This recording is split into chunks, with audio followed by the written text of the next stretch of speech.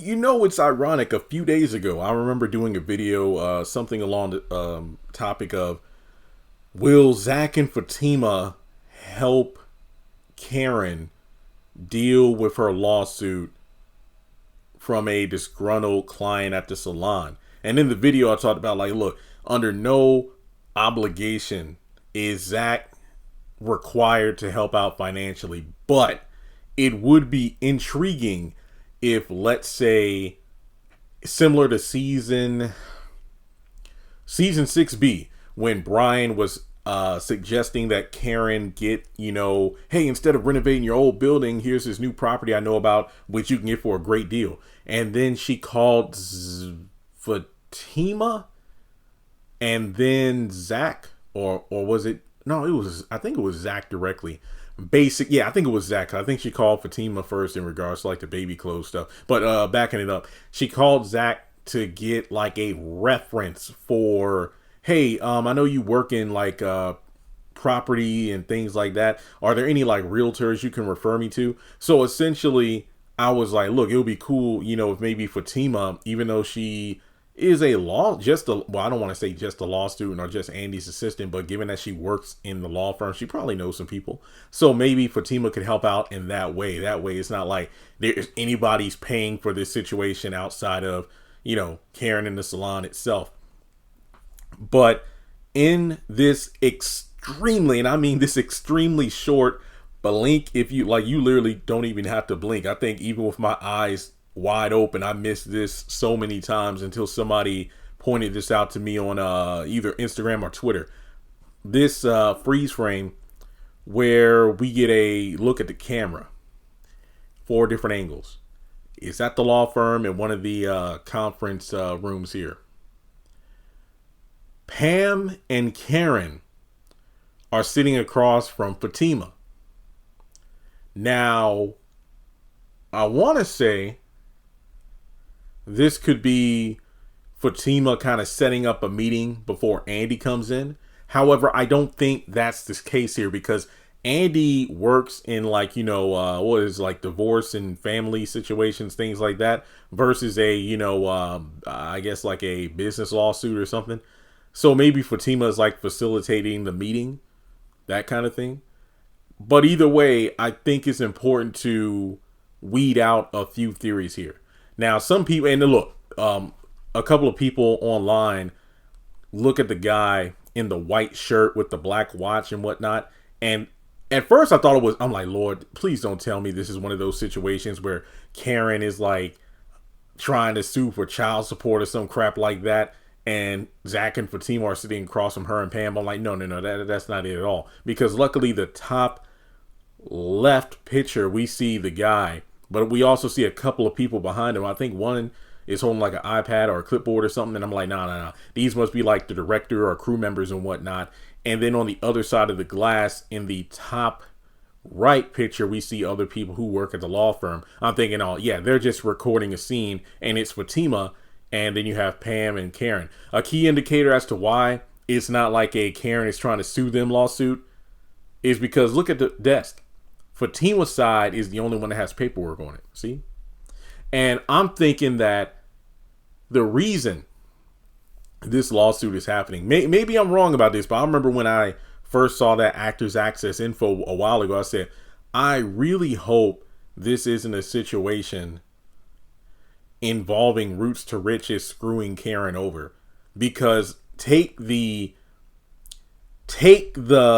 feelings you have against Karen, and then the way you look at the situation, like, oh, back in season 7, the only reason she didn't want Pam selling that stuff is because, she was hating, it was outshining her salon, this, that, and the third. But it's like, no, even though it came across like she was hating, but she did make some valid points, like, hey, you don't have a business license. Do you even have those like chemicals and whatnot? Are they tested? Because I don't want Roots to Riches ruining this salon for me, because this is, well, what does she keep saying about the first salon? This is my life. This is all I have. Even though if it really was all she had, she should have did better taking care of it by reinstating the insurance policy, but whatever.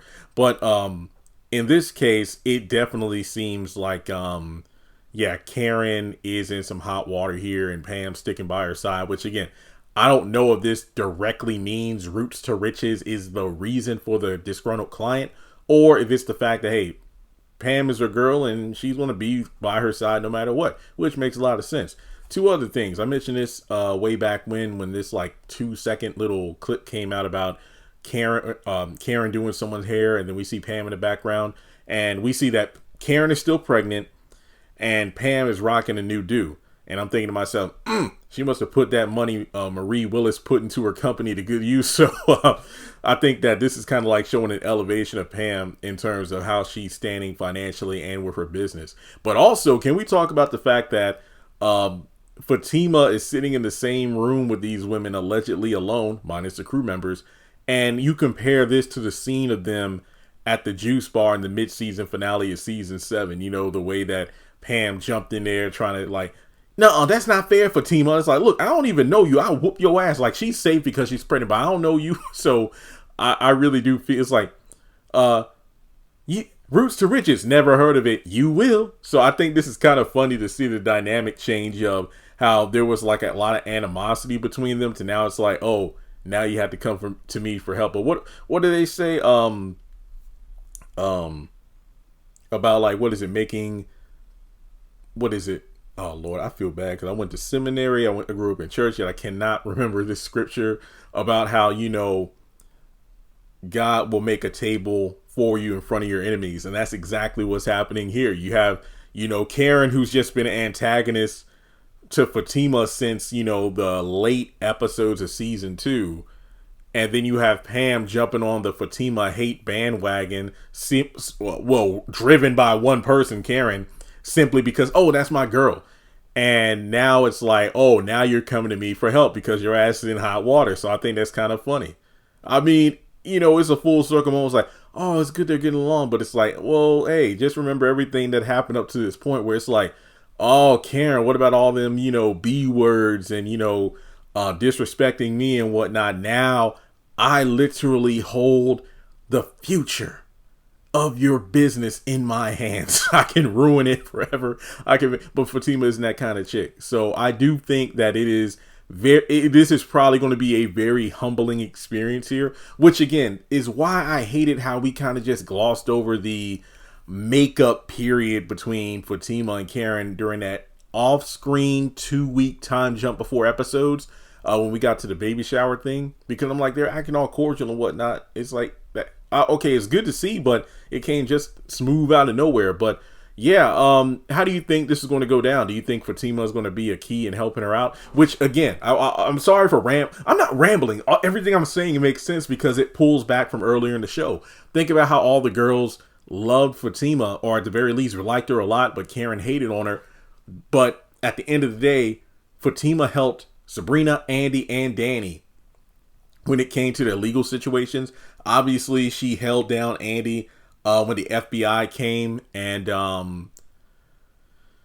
searched her office in the law firm. To this day, we still don't know exactly what she hid, but didn't she like take like the computer hard drive or something and put it in her purse or dress or something? And then, you know, of course, even before that, she hooked up Leslie, the private investigator, with a girl that she knows who doesn't mind dating, you know, other women. And that led to Leslie giving Andy the information to exonerate herself and Gary from being arrested back at the end of season 1. When it came to Danny, remember how she did a quick search, you know, got a contact to look into it and discovered that she did not kill Jonah.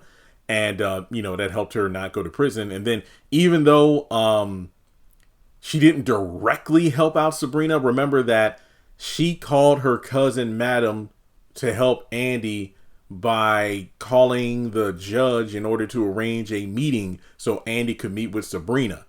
And then from there, that led to the whole getting favors from Robin to get bail and this, that, and the third. And, you know, that led to Sabrina being taken out. So Fatima was like the first domino that fell over in order to, you know, get the ball rolling to get Sabrina out of jail. And now the, you know, not the trifecta, but the quadruple effect, you have Karen coming to Fatima for help.